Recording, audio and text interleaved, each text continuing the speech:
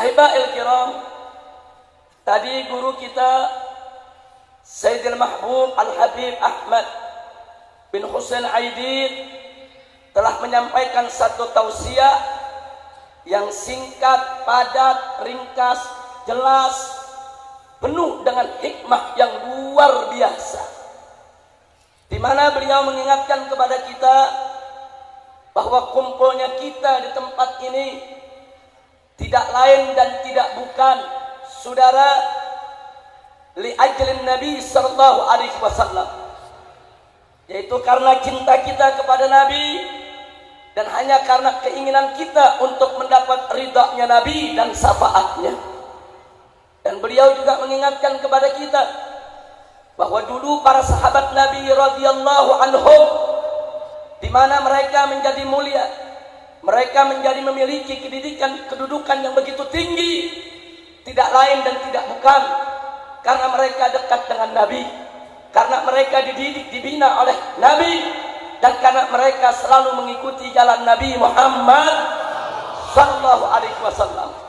Karena itu saudara, beliau mengingatkan kepada kita tentang alamat mahabbatir Rasul, tentang ciri tanda daripada cinta kepada Rasul. Dan yang paling utama yang beliau ingatkan adalah ittiba'un Nabi sallallahu alaihi wasallam. Jadi beliau ingatkan kepada kita bahwa ciri yang pertama dan yang paling utama dari umat Nabi yang cinta kepada Nabinya, yaitu dengan mengikuti semua ajaran Nabi Muhammad sallallahu alaihi wasallam. Di mana barusan beliau juga membacakan firman Allah dalam Al-Qur'anul Karim, wallahu subhanahu wa ta'ala qul in kuntum tuhibbunallah fattabi'uni yuhibbukumullah. Luar biasa saudara, beliau bacakan ayat ini sebagai dalil yang argumentatif betapa cinta Nabi tidak lain dan tidak bukan adalah dengan ikut, patuh, taat kepada segala petunjuk Nabi kita Muhammad sallallahu alaihi wasallam. Allah berfirman dalam Al-Quran, apa kata Allah? Qul, katakanlah wahai Nabi, katakan kepada kau punya umat, in kuntum tuhibbunallah, jika kamu sekalian betul-betul cinta kepada Allah, fattabi'uni, maka ikutilah aku, ay ittiba'un Nabi sallallahu alaihi wasallam. Ikutilah aku. Allah yang suruh Nabi sampaikan kepada umatnya, hei umat Islam, hei orang yang beriman, jika kamu betul-betul beriman kepada Allah, ikuti aku. Yuhibbukumullah, jika kamu sekalian ikuti aku, patuhi aku, taati aku, niscaya yuhibbukumullah, Allah akan cinta kepada kamu sekalian. Nah, di sini saudara, kita dapat pelajaran yang luar biasa dari ayat ini. Yang pertama, jika kamu cinta kepada Allah, ikut Nabi, berarti syarat cinta kepada Allah harus ikut Nabi. Sudah, jangan mengaku cinta kepada Allah kalau kita tidak ikut Nabi Muhammad sallallahu alaihi wasallam. Yang kedua, kalau sudah ikut Nabi, Allah cinta kamu. Berarti apa saudara? Berarti untuk dicinta oleh Allah, syaratnya adalah harus ikut Nabi. Dengan kata lain saudara, siapa cinta kepada Allah harus ikut Nabi. Siapa ingin dicinta Allah juga harus ikut Nabi.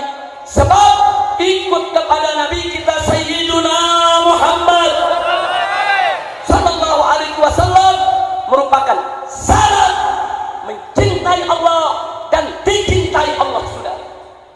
Nah, karena itu saya ulangi sekali lagi, jangan ngaku cinta kepada Allah kalau tidak ikut Nabi. Dan jangan mimpi dapat cinta dari Allah kalau tidak ikut Nabi. Sudah, siapa cinta Allah, dia harus ikut Nabi. Siapa mau dicinta Allah, dia harus ikut Nabi. Sudah. Nah, begitu saya mau tanya kepada semua jamaah yang hadir sini, jawab yang keempat, cinta kepada Nabi, cinta kepada Nabi, cinta kepada Nabi. Kalau begitu saya mau tanya, siap ikut Nabi? Siap patuh Nabi, siap taat Nabi. Takbir. Sallu ala Nabi. Allahumma salli wa sallim ala Sayyidina Muhammad wa ala ali Sayyidina Muhammad. Nah makanya Pak, Bu, kalau ikut Nabi jangan banyak keraguan, jangan banyak protes, jangan banyak keberatan. Apa yang Nabi suruh kerjain aja. Bu, Nabi suruh ibu pakai jilbab, betul? Ya pakai. Kenapa harus dipakai? Karena wajib. Terus ada ibu-ibu yang jawab, Habib tapi gerah. Jawabnya wajib. Ada lagi yang jawab, Habib rambutnya gatel. Jawabnya wajib. Ada lagi, Habib ntar ketombean. Jawabnya wajib. Mau gatel, mau ketombean, mau gerah, yang namanya wajib tetap wajib. Harus kita laksanakan. Betul? Betul? Baik, sekarang kepada anak-anak muda. Allah dan Nabi-Nya mengharamkan minuman keras. Betul? Betul? Jadi minuman keras boleh kita minum tidak? Jawab yang keempat, boleh tidak? Kenapa? Kenapa? Jawab yang keempat, kenapa? Haram. Nah, terus ada yang ngomong begini, tapi enak. Ayo jawabnya apa? Ayo saya mau tanya saudara, kita boleh gak minum minuman keras? Boleh tidak? Kenapa? Kenapa? Tapi enak. Jawab yang keempat, tapi enak. Tapi lagi murah nih. Tapi legal. Tapi gratis. Tapi lagi dingin, enak deh. Enggak peduli apapun alasannya, kalau sudah haram, ya haram. Betul? Betul? Kira-kira jelas tidak? Sekarang balik lagi ke ibu-ibu. Bu, perempuan muslimah boleh gak kawin sama lelaki kafir? Jawab yang keempat, boleh gak? Halal atau haram? Halal atau haram? Saya mau tanya bapak-bapak semua di sini dan anak-anak muda. Kalau kita punya anak gadis atau kita punya saudara perempuan dilamar sama orang kafir, saudara, terima atau tolak? Terima atau tolak? Kenapa? Jawab kenapa? Nah, sekarang saya tanya lagi, haramnya sebab apa? Haramnya sebab apa? Jawab yang keempat, haramnya sebab apa? Haramnya sebab apa? Tapi ganteng, tapi kaya, tapi setia, tapi pinter, tapi cerdas, tapi mobilnya bagus, tapi pejabat. Gak peduli kafir. Mau kaya kayak mau ganteng kayak, betul? Betul? Sekarang baik lagi nih ke bapak-bapak. Umat Islam dipimpin orang kafir boleh gak? Nih Indonesia negara mayoritas muslim, betul? Jadi kalau presidennya kafir boleh gak? Boleh gak? Jakarta, Jawa Barat, saudara, mayoritas penduduknya Islam, betul? Kalau gubernurnya kafir boleh gak? Boleh gak? Kenapa nggak boleh? Jawab yang keempat, kenapa nggak boleh? Kenapa nggak boleh? Tapi pinter, tapi jujur, tapi setia, tapi rajin, tapi cerdas, tapi nggak korupsi, tapi bertanggung jawab, tapi lu gua belum sebutin udah kafir. Berarti udah kompak di sini. Kita jangan dipengaruhi, saudara. Orang kafir jujur ya bagus, setia ya bagus. Kita apresiasi, kita hormati, kita hargai.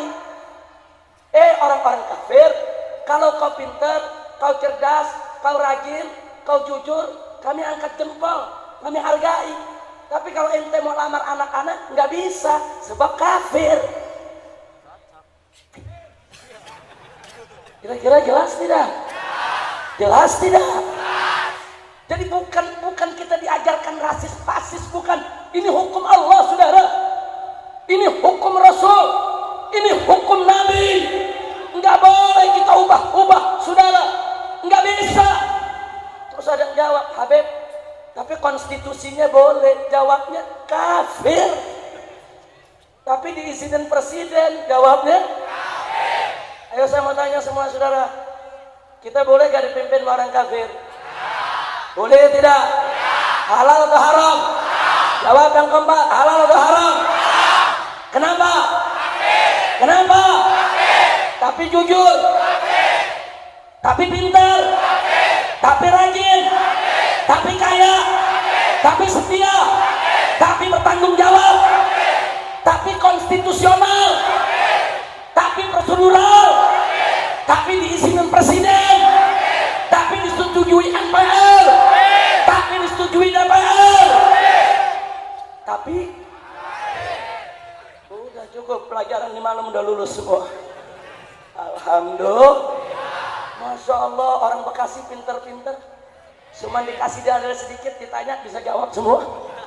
Makanya saya bingung, ada profesor, doktor nggak paham-paham. Udah dikasih tahu nggak boleh, dia bilang masih boleh juga. Masya Allah, berarti profesor sama orang Bekasi pinteran mana? Pinteran mana? Alhamdulillah. Kira-kira yang saya sampaikan malam ini jelas tidak? Paham tidak?